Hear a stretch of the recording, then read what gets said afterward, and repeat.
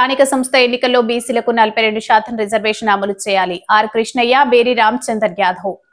Vidyanagar BC Bhavan స్థానిక సంస్థల్లో బీసీలకు 42% రిజర్వేషన్లు కేటాయించాలని డిమాండ్ చేసిన బీసీ సంఘం జాతీయ అధ్యక్షులు, రాజ్యసభ ఎంపీ టైగర్ ఆర్ కృష్ణన్న మరియు బీసీ ఐక్యవేదిక తెలంగాణ రాష్ట్ర అధ్యక్షులు బేరి రామచందర్ యాదవ్ స్థానిక సంస్థల్లో సర్పంచ్, ఎంపీటీసీ, జెడ్పీటీసీ, మున్సిపల్ కార్పొరేషన్లో బీసీలకు 42% రిజర్వేషన్స్ కల్పించిన తర్వాతే ఎలక్షన్లు నిర్వహించాలన్నారు. ఎస్సీ, ఎస్టీ, బీసీ, అగ్రవర్ణ పేద విద్యార్థులకు స్కాలర్షిప్ ఫీజు రియంబర్స్మెంట్లు ఇచ్చి పూర్తి ఫీజులను ప్రభుత్వం భరించాలి ప్రభుత్వాన్ని డిమాండ్ చేశారు. కాంగ్రెస్ పార్టీ ఇచ్చిన హామీలన్నీ వెంటనే అమలు చేయాలని కోరారు.